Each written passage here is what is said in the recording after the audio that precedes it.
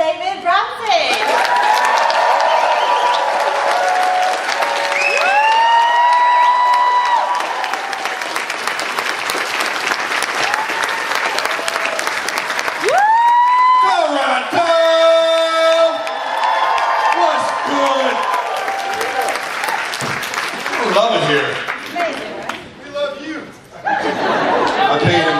Thank you.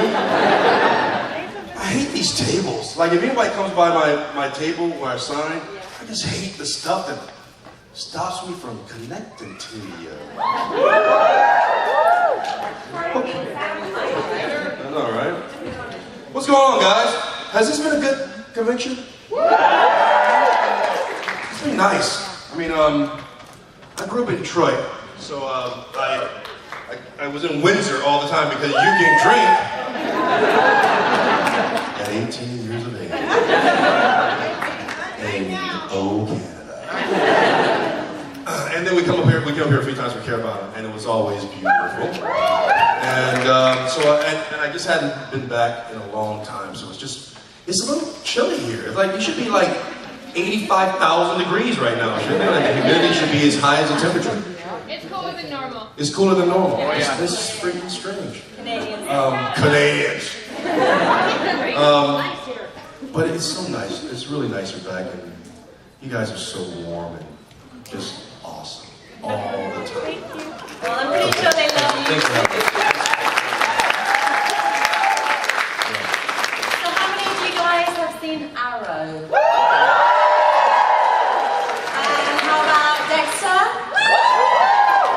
And how about Blue Bloods? You guys want to get ready and ask some questions? Well, listen, you know there's a big explosion that happened at the end of season 5. If you don't know, now you know. You look fine. Well, I'm okay, but I hope you don't like Felicity.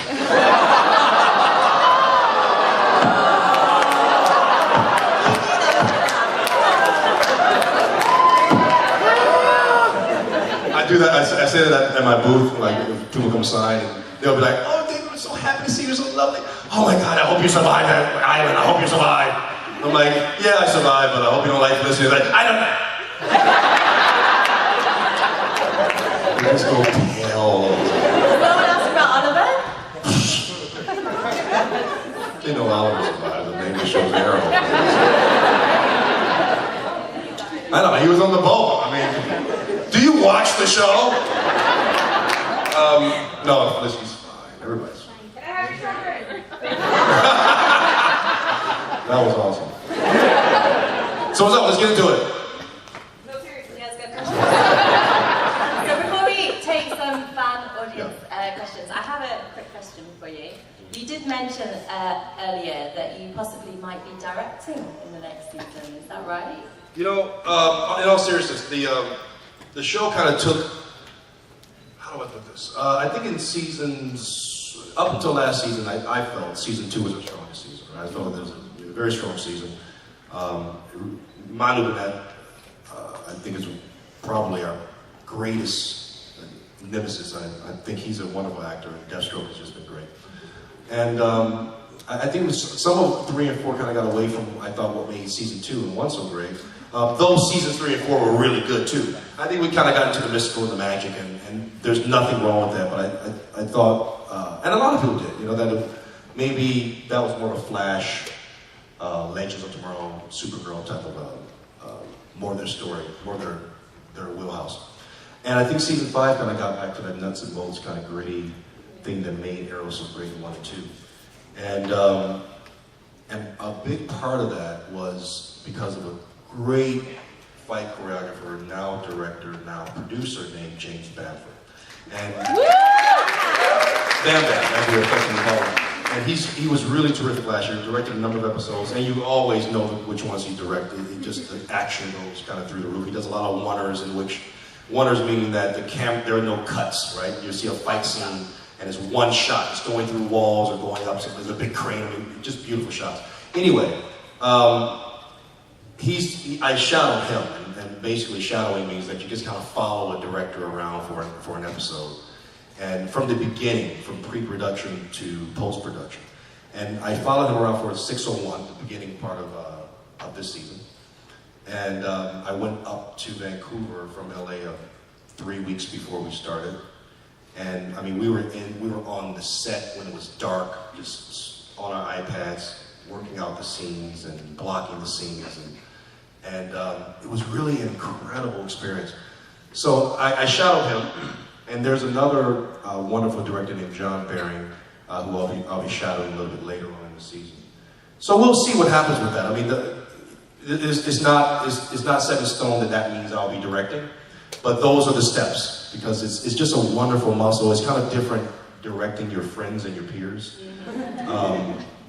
You know, I can only imagine saying, Oliver, I think you should try something else. And he says, no, David, I think I did what I'm going to do. I can already see that happening. Would you guys like to see him direct an episode? I would love it. So we'll see. From your applause to God's ears, right? So we'll see what happens. And we know obviously there are going to be lots of changes after what happens on the island that you can't talk about, but one of the sort of mainstays of the show is the relationship between Diggle and Oliver. And we know there's going to be a little bit of a role reversal with that. There is. Diggle, you know, I've said this already in San Diego at the Comic-Con. So Diggle comes out of it. He survives this. And I've said it already publicly, so I'm saying it again. And, but there's some things there's a price to pay for that. And what he has to experience affects the whole team, his family, his relationship with Lila. So this is it's long-reaching, and there's a bit of a role reversal. And we saw some of that last season, or season before last, when he was dealing with his brother. You saw kind of Oliver kind of step into the role of mentor a bit, as these issues get very cloudy on Arrow, right, when family gets involved. Right. So, but now Diggle's he's going to make some choices that we've really never seen him make, and he's going to eat Oliver in a way he hasn't eaten him before. So this, you know, the bromance continues. Though the bromance will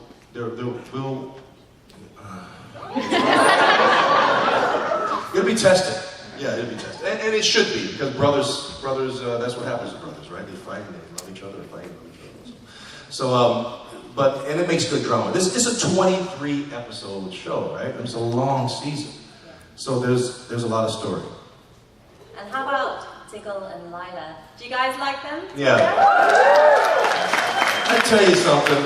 I love my little boy JJ. I really miss baby Sarah. Yeah! We do too! I do. You know, any and every time I made my wife, Lila, made a choice as actors that maybe the director didn't like, they would just cut away to baby Sarah. And she'll make some funny little nod or a cute little gesture and just be like, oh! She was awesome. She was brilliant. She was so cool. I loved her when she was riding the motorbike. I know, she was just like, whatever. People were shooting, whatever. No, she was great. But you know, we have to get into that. We're going to continue that 800-pound gorilla, or 800-pound elephant, I should say, that's in the room between that relationship. In that, you know, she's Amanda Waller, right? The new Amanda Waller, and her husband is a vigilante. So that whole how we walk this line of our distribution of justice is a sticking point in their marriage. So I think that we're going to continue to explore that. Fantastic. Yeah. Can't wait. So guys, if you want to stick your hands up and we can... Hi guys, I can't see you on the side of the phone. Oh, don't you hate that? Who should we choose? What do we just choose? Yeah. My question is, during your signing, you mentioned that Diggle was actually supposed to be Jon Stewart. Yeah. So now that it's an Arrowverse and we know there's multiple universes, would you like to see him become the Green Lantern? Well, you know what's funny is that there are multiverses and there are doppelgangers. Hello. So I don't know. I would love to see that. I mean, I don't know. It's all that stuff. Honestly, this is all serious. It's so political. Like all that stuff is really political. Every single character that ever appears on Arrow has been vetted through so many different chains way above me and Steven's head that, you know, we just go like, whatever. I mean, when we start talking to the executives and they have to jump through hoops and the executives above them have to jump through hoops, it's just, you just never know. So yeah, I would love to put on a power ring. Are you kidding me? For sure. But it will be in another universe if it ever happened. Yeah, we still haven't seen Earth 2 Diggle as well. We haven't seen his doppelganger, and you know, they've talked about Diggle's parents this season, and there's been talk, I don't know if it's going to happen, of Carl Weathers. Yeah. I don't know if that ever happened. I have no idea, but there's just been talk of that. It may or may not happen. But Carl Weathers, if you're listening. Okay, Yeah. next question. Over here, gentleman in the red. Do you have a wish list of villains and heroes that you guys never brought but you want to see? Bruce Wayne. Bruce Wayne. Okay. Not Batman. Just Bruce Wayne. I mean, I want to see these two, well, one billionaire, one used to be billionaire, just sit across the table from each other. And where the heck is Bruce Wayne? You know, like, is he part of the league? Did he just leave the league? Is he a child who just lost his parents? Where is he? And I know in canon, like, the Arrow is kind of the older stalwart, right? He's the older guy that's kind of shepherding Bruce Wayne. And so it'll be interesting to see if maybe he just left the league or something, and he's this young guy who's doing his own brand of justice in Gotham City, and we have to run in with him. I mean, I would love that. And Steven has his own kind of vision of where Bruce Wayne is too. Oh, yeah. He may not have publicly said that, but has he? I think the only thing he said is that he would like to sort of pass Bruce Wayne, like, as they're sort of entering a building, coming out. Is that right? You guys had to... No, there's something very specific he wants to do with Bruce Wayne. You have to tell more. Yes. I can't, because that's his. I can't tell his secret, but it's a great idea that he has for Bruce. I thought he publicly said it, so I'm glad you guys told me. You guys are really honest. Because if I were you, I would have said, "Oh yeah, he told us." I'm like, "Oh yeah, good." So this is what he said. So it's a really great idea. You're teaching them to be devious. Yeah. All right, next question. Green arrow over here. You guys, can you hear us in the back, or do you need me to repeat the question? Good. You're good? Okay, fantastic. All right. Stephen has done the salmon ladder many times. Yeah. Have you ever actually tried it? Yeah, I posted it. Steven challenged me about 2 years ago publicly to do the salmon ladder. Yeah. So I did it and I posted it, and I said something like, I looked at the camera and posted a little caption that said, "So now what, Cap?" or something like that. And it's floating around there. But yeah, I did it. I want to see Slade do it. I want to see Manu Bennett. Do you guys want to see that? I don't want to see that. I don't know. I do. I would like to see Manu do it in the costume but without the helmet. Yeah. To watch Deathstroke do it. With the hat. Yeah. All the way in the back. You waving your hands kind of like that. Yeah. Yes. I know exactly who he is. But any hint? Here's a hint. We have a cauldron of almost like a Legion of Doom this year in terms of baddies. And as you begin to look at the baddies that develop this season, understand this. Each character has one. So each of these baddies belong to one of us. So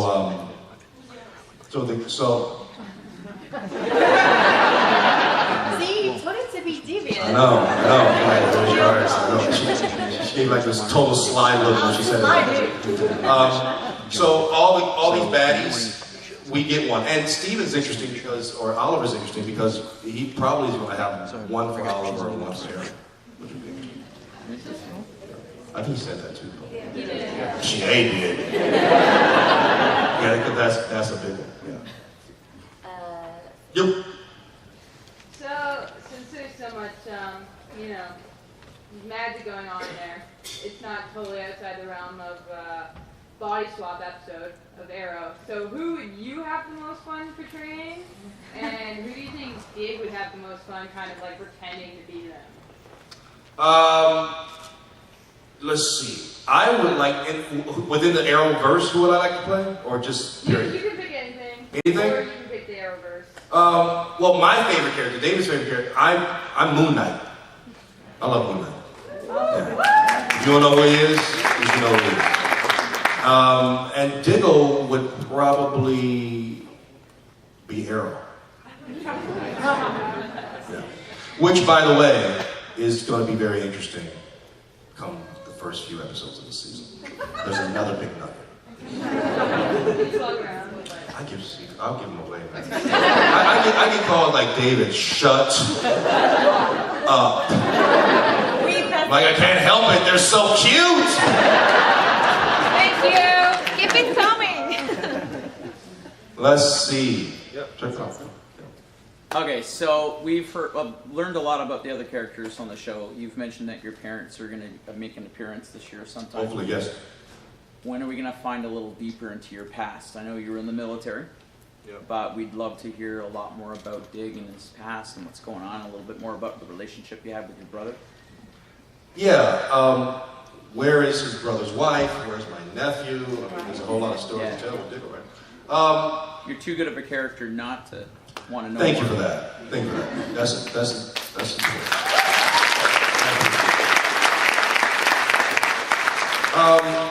You know,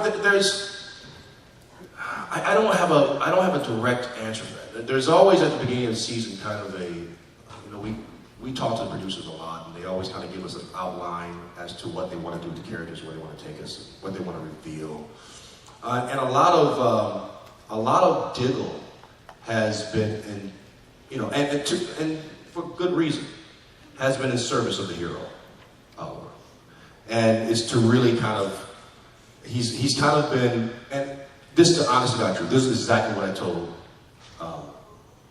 Mark Guggenheim at the beginning of this year. I said that Oliver is now a full-fledged superhero. Not that he wasn't before, but he was a murderer in season 1. And if Diggle and Felicity wasn't there, then he would either be dead or on the run, right? Like really on the run. So Diggle and Felicity really were the pieces. And the deaths of Canary, the deaths of Tommy, his mother, these things kind of moved our hero to a place where he started to abandon the killing people and really became a hero, put the burden of that on his shoulders. And he became this full-fledged superhero. And the characters, and Diggle really fit this a lot more than Felicity, was really kind of an Obi-Wan or almost a Yoda type of thing, right? In the sense that his purpose was to guide, among other things, guide our hero into this full-fledgedness. He was more mature. He had already been through his catharsis with the island. He had dealt with his demons. He was married once, twice as a child. He was probably 5 years more advanced than just philosophically than our main character. But now our character's there. Oliver's there. And I'm not, I'm really, these are things producers really say, but I think we can really observe Oliver and say that he's fully fledged Green Arrow, right? So what do you do with a character like Diggle now in cinema? You kill him.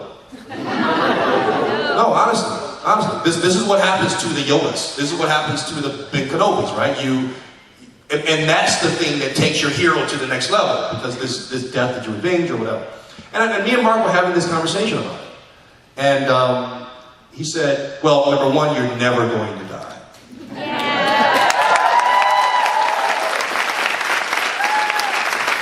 He said, but I totally understand what you're saying.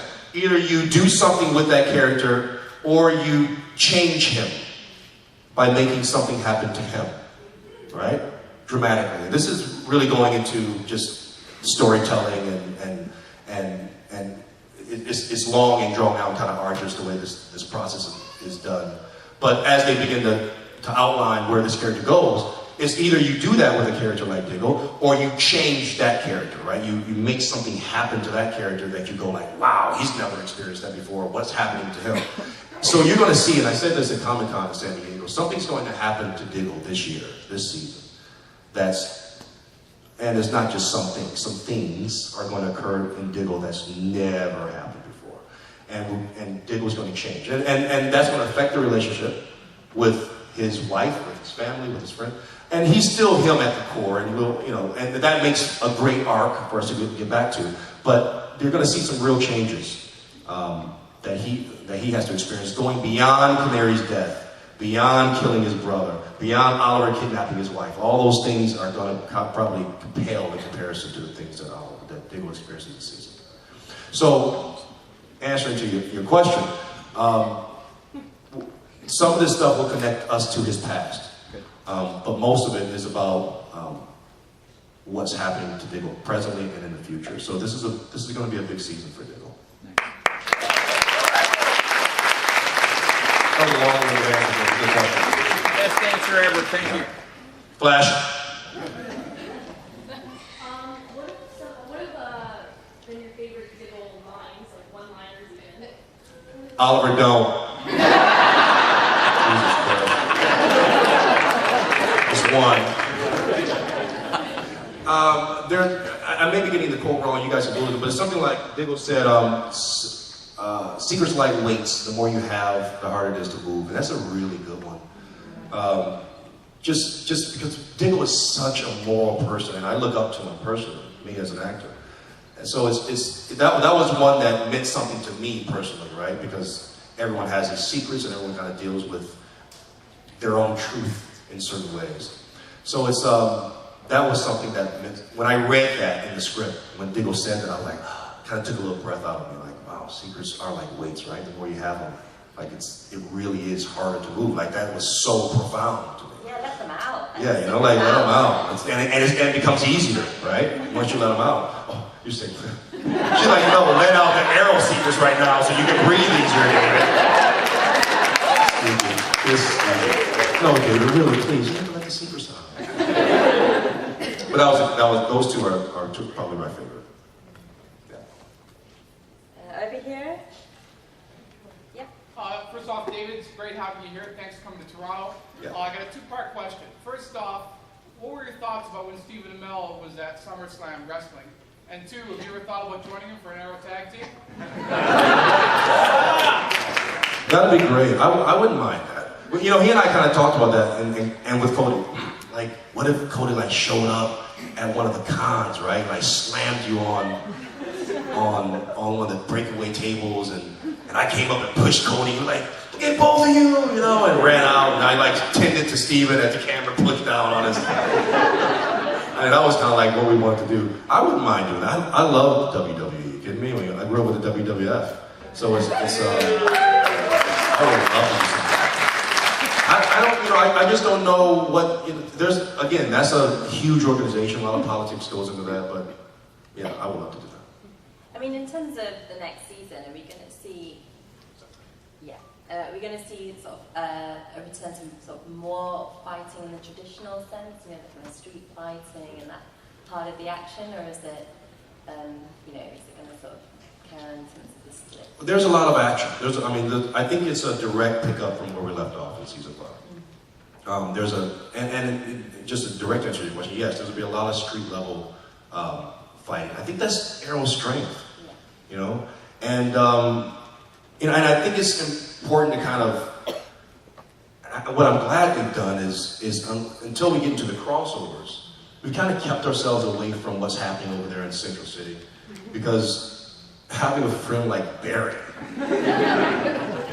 it's like, no, Barry, I need you to save all my friends on the island right now. It's like, and he does it, you know what I mean? He just does it. So I think it's smart that they kind of distance themselves a bit in the writing from that. But yeah, there'll be a lot of street level fighting, for sure. Were we just over there? I think we were there before, so this side. Where's mine? Purple on top? Yep. Hey. Is there going to be any more Constantine? Oh yeah, right. These are great producers' questions. I would love that, but you know, I don't know. You know, it's funny. I think the and someone asked me this earlier at my table. They were like, you know, you said a couple of seasons ago that we'll see more of what's happening with the helmet, right? And like, what can it do? And we never saw it. And I asked the producers about that as well. And this is the answer I got. It was like before. There was a great scene in Flash between me and Cisco where he's asking me, how do you like the new helmet?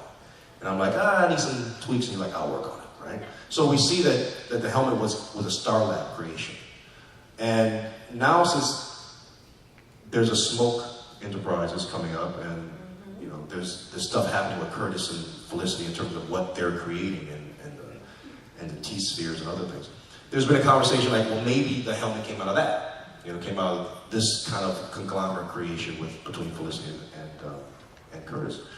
So it kind of stalled what we would see with the helmet. So as far as Constantine, it's like, I've heard, yes, we want to bring him back.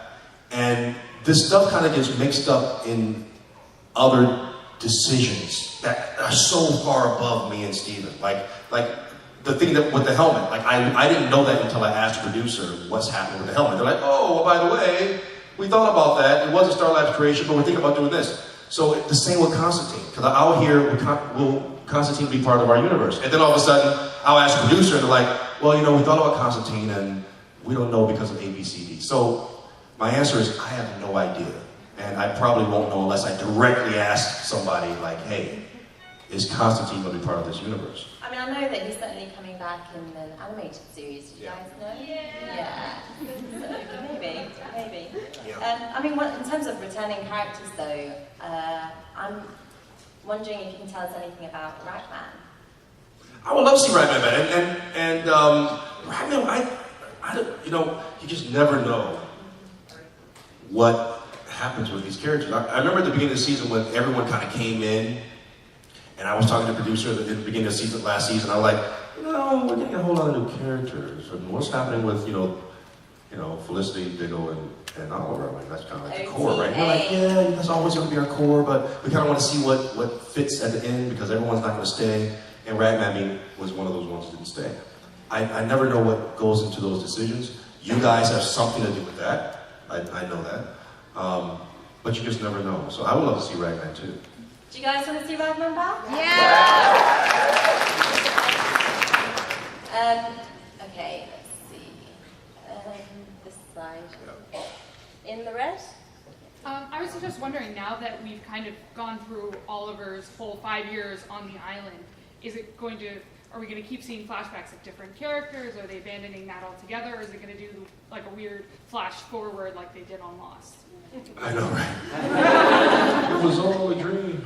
Purgatory the whole time. Or was it? What was it? Yeah. Well, there's 8 more minutes of storytelling, right? Because you have those flashbacks going. There still will be flashbacks, from my understanding. This is per the producers. There still will be some flashbacks, but it obviously won't be on the island. And it won't be as on the nose, right? Because the A story was whatever it was about, like some Oliver falling in love with whoever. And then it'll be like flashback to 5 years ago, Oliver falling in love with her. And it was just like a direct match, right? So I don't think it's going to be quite as on the nose as it will be. And they have the opportunity now to get into what the other question was, get into maybe Diggle's flashback or Renee's flashback or Curtis's flashback. But I don't even know if all of it will be flashbacks. It may be, like you said, flash forward. But there's a lot more story they can get into. And every week won't be a flashback, right? It won't be about flashbacks. It'll be just about telling more of the present day story. Is there something that you want to see in the flashbacks on the screen? You know, not so much. I don't miss the flashback. What I really like about the show, I've said this a million times. What I like is Felicity at the helm, right? At the computers, and she could be there with Curtis now, whatever. I like Curtis, I like him.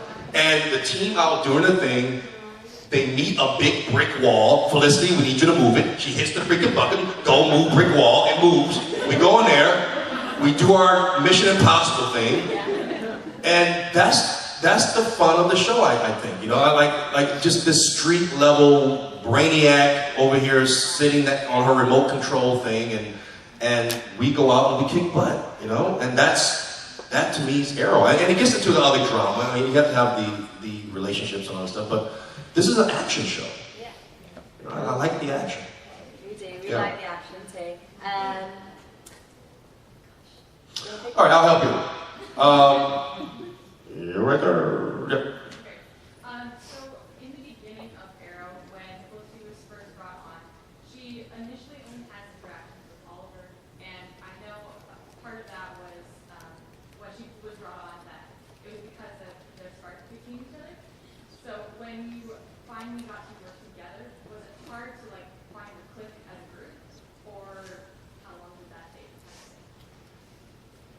You know, the writers, I was told this by Greg Berlanti to my face. What works is what they write to, right? Which is smart, because you never know what works. So, and things are so fragile in terms of trying to put things together and make it organic. You just never know what's organic as a director or writer. Two actors get together and all of a sudden it clicks.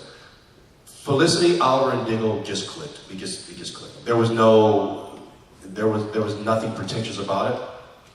It just happened, you know. And they wrote to it, and the more they wrote to it, the more people liked it, and that was it. I mean, it was that simple.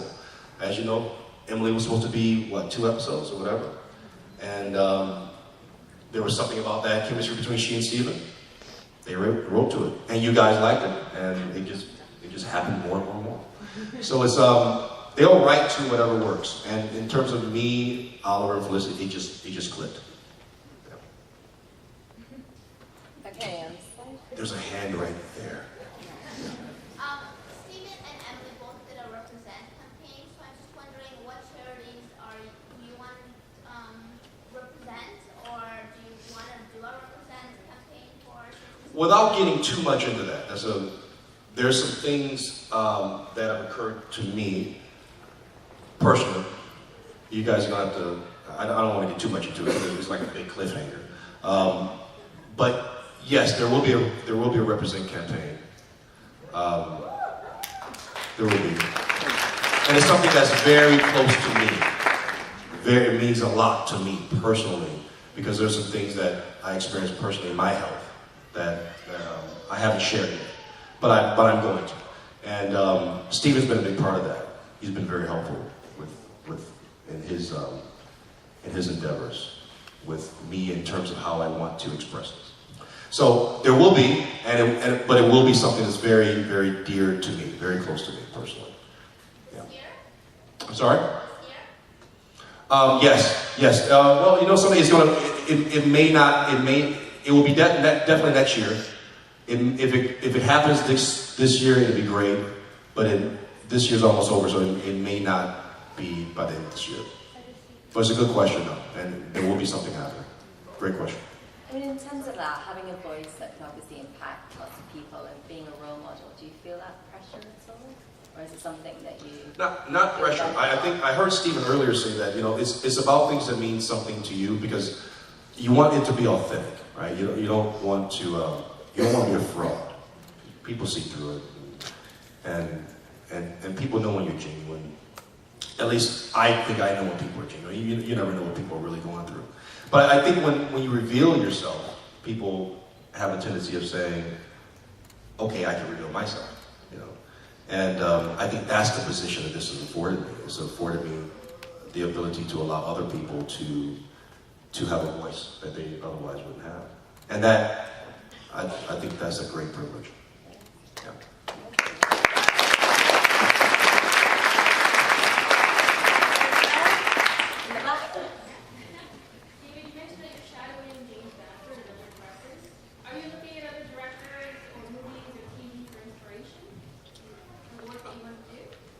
I am. I mean, I'm ashamed to say this.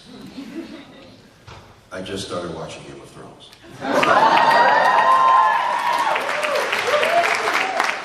Why didn't someone tell me? 2 years to catch up. Why didn't someone tell me? Right, you ignored them.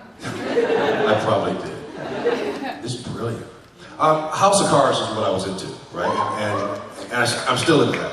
And it's just odd that, you know, the things I really, really like to watch are so unlike Arrow. And when I watch what directors are doing in them, House of Cards, Game of Thrones.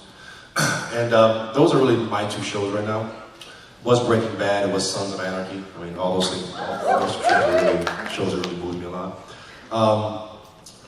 So yeah, some of the directors of Game of Thrones, nearly all the directors of House of Cards, those are the ones that have moved me recently. You right there.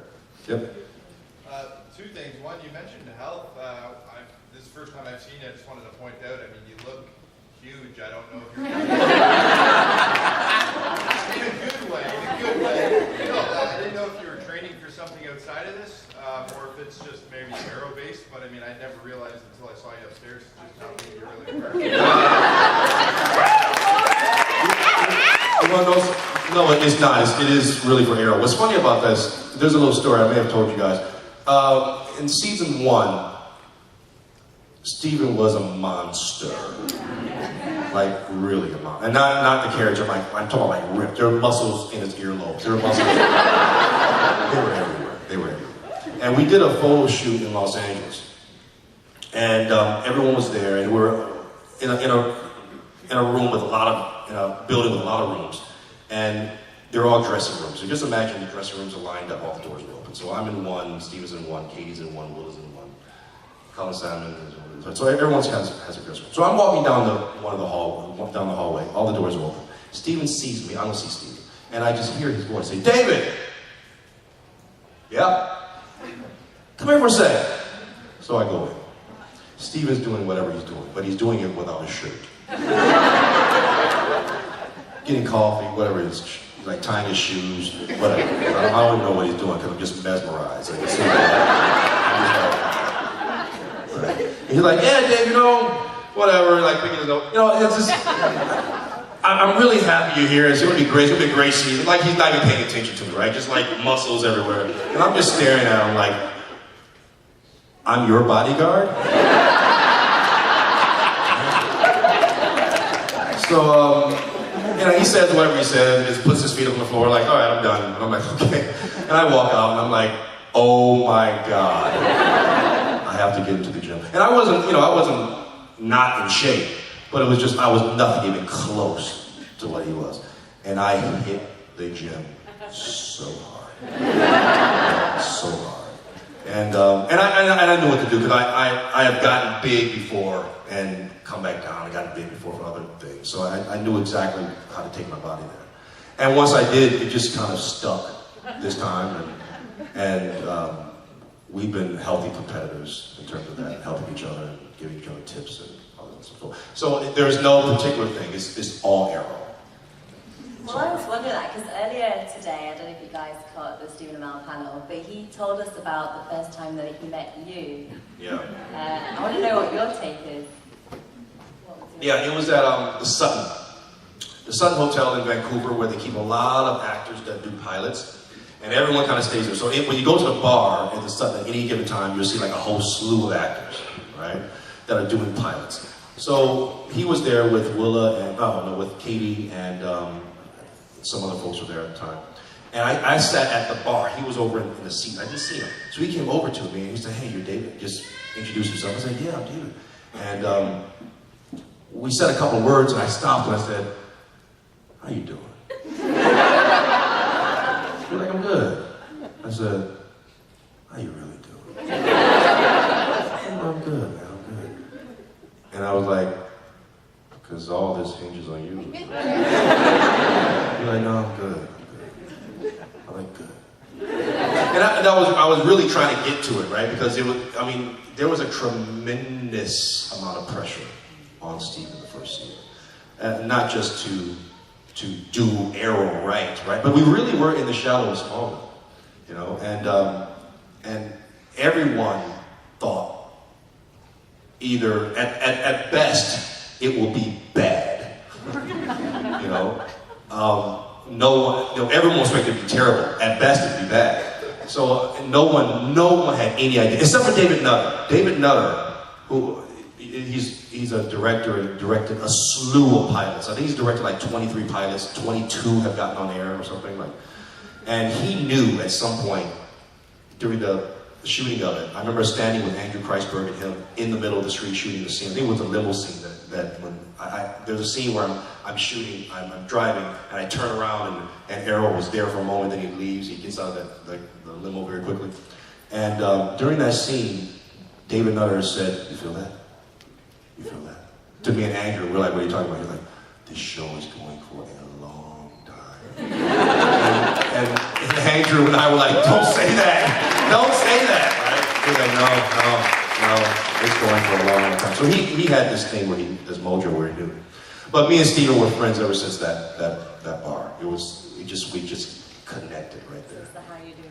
Yeah, it was just cutting through the BS. I know that there's a lot of pressure on you.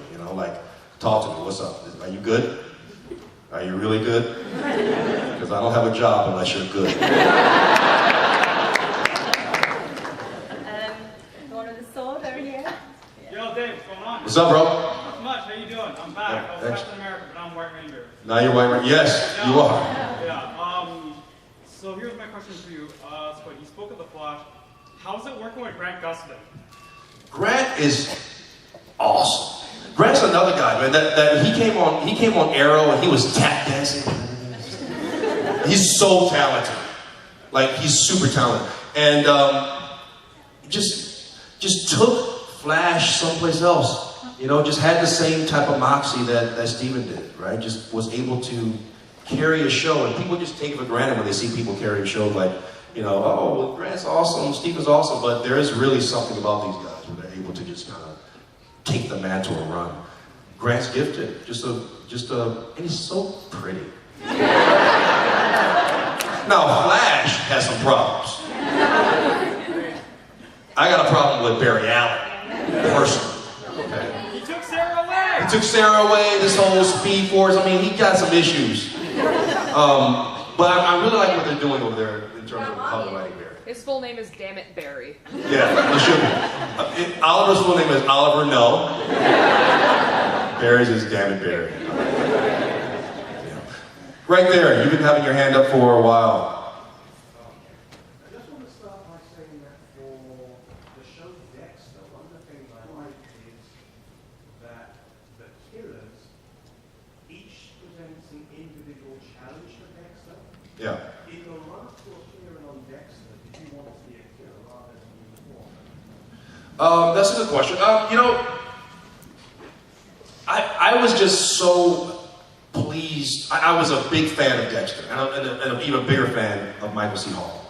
And speaking of Michael C. Hall, I heard he's going to be in the second season of something. What? The Crown. The Crown. Yeah, I can't wait to see that. I can't wait to see that. Someone told me that today. Did you tell me that today? Yeah. So I was a big fan of Dexter, a big fan of Michael. And so when I heard about when I was booked, the role was booked, I was like, awesome, it's incredible. And I had never met Michael, I'd never worked with Jennifer before. What's funny about that is the first day I was on the set, it was a love scene between me and Jennifer. And this was right before Jennifer and Michael got married. And Michael was in Video Village, so he's watching the scene at the monitors, right? So we're in the bed, and we're doing whatever we're doing, and they say, cut! And I look over at Video Village, and then Michael sticks his head out and goes, great! I guess I did all right. But Dexter's funny about Dexter is that every time we got the script and we did a read-through before each day, first day at work, beginning of a new episode, every single time we went to the back of the script to see if he died. Right, so it was like, did Anton die? Did Anton die? So we went to the back of the script. But no, so I was so excited about just being on the show. I didn't care if I was an informant or if I died. It didn't matter. Black glove in the back. Yeah. You mentioned your helmet a while back. Back to that. Yeah. I imagine you had decent amount of creative control over your character now that you've gone 5 seasons. Well, it was decent, I don't know, but... Is there anything you want to add to this part now? Because it's a very simplistic outfit, but you can make it work with your character. So is there anything you want to add to it moving forward? No, first of all, we have a TA on the set that's a Marine. We tried very, very hard to give honor to our men and women of the armed forces through the way Diggle acts, the way he conducts himself. It was very, very smooth. It was very, very smooth. And to that end, when Diggle puts on the Arrow suit, I'm just gonna leave it there for a moment, because that means something. When he does, we were very concerned with how he fights. We didn't want it to look as balletic as Arrow.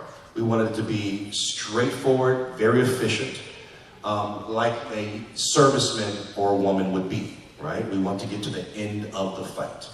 So that was very important with Bam, myself, and even in Diggle's regular fighting, whether he has the Arrow suit or not, we didn't want it to look like the rest of the League of Assassins trained folks. So that reflects in the suit. He has Kevlar, and he has a belt and a gun, a smart gun, and a regular gun. So we didn't want it to be what Wild Dog was, with guns blazing everywhere. We wanted it to be like a serviceman, right? He's very specific. He's well trained. And so we didn't want a whole lot going on with the suit. And so we wanted it to reflect his military roots. So I don't think I would add anything. Now, it's interesting that you bring up the suit, because I just had a fitting for a new suit. So there will be a change to Diggle's suit this season. But even in that, it will still reflect his military roots. So it won't get too wild and crazy. We won't see a whole lot of the big deep mask with Kevlar and armor everywhere. That's not Diggle. He's a U.S. serviceman, and we want to stay true to those roots. Okay, so we have time for 2 more questions. So one over here. Yep. You've been talking about Diggle changing a lot this season. Yes. Did you ever, or do you think that there's ever going to be a time where Diggle and Oliver actually face off and fight maybe, or Yeah. there's a little bit of time where Diggle might turn to his dark parts of his soul or something? Interesting you say that.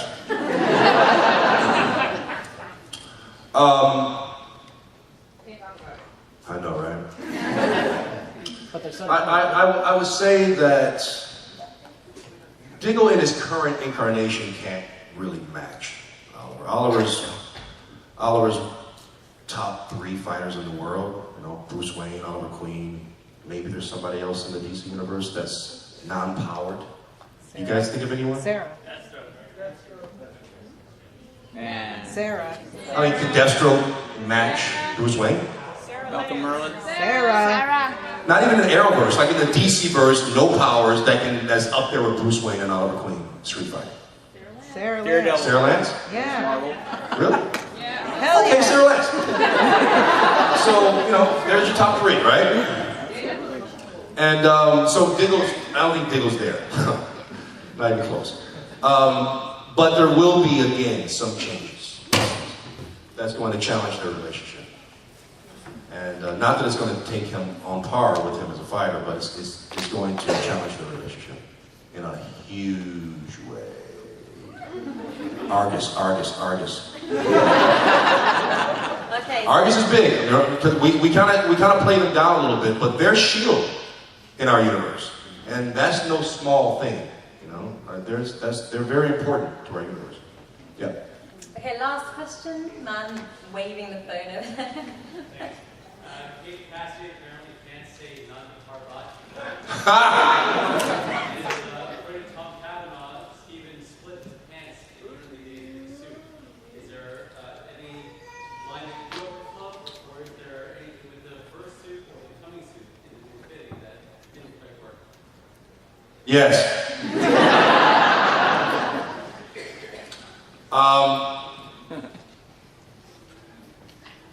Diggle has to put on a different suit this season.